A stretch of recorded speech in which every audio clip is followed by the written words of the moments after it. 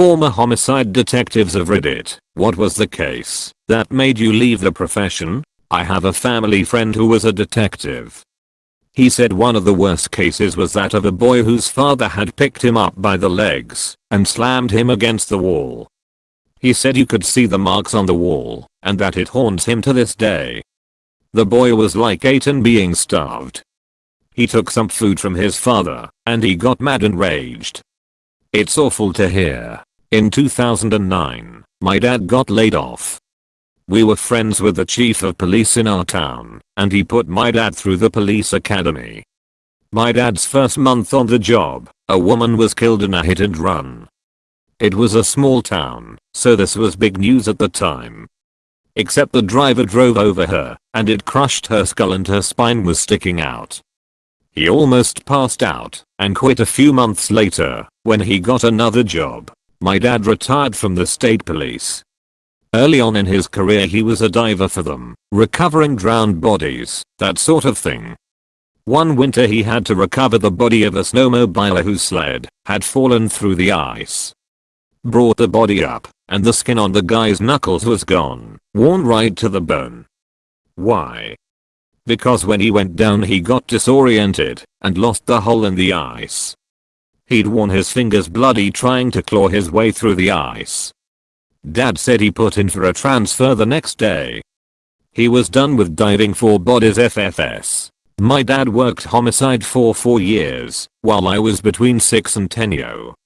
He led an investigation, where a set of parents let their 7 take a bath by himself as they usually did, and somehow the kid drowned.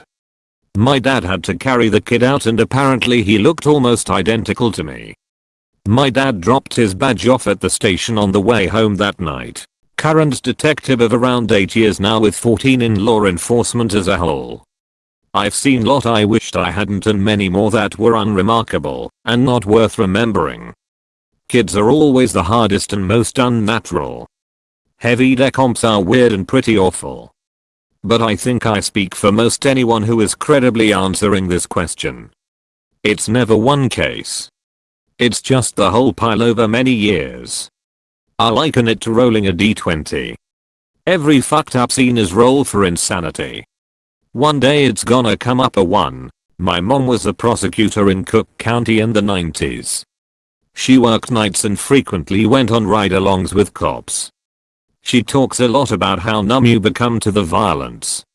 It felt totally normal to walk into Stronger Hospital and see gunshot victims in the hallways, dying, because they didn't have enough room or staff to treat them.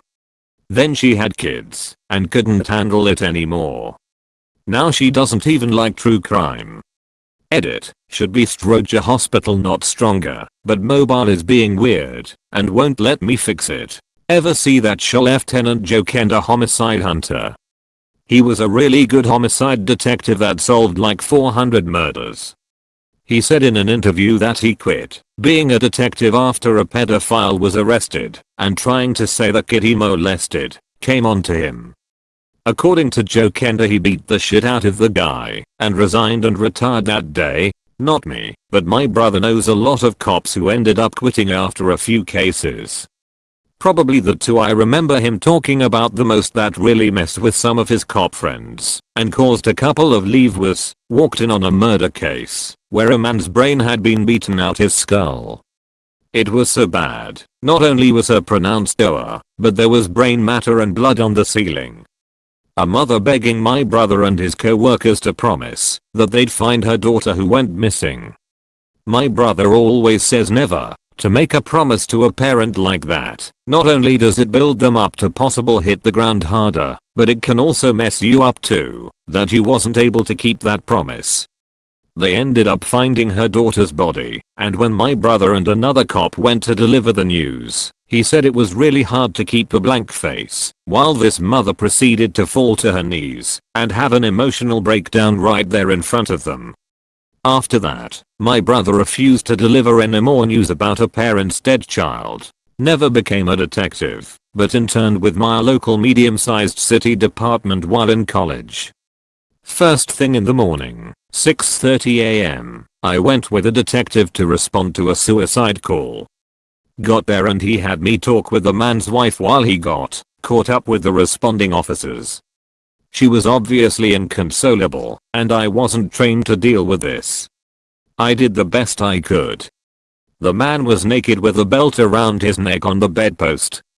All his blood was in his head, hands and feet. They were so bloated.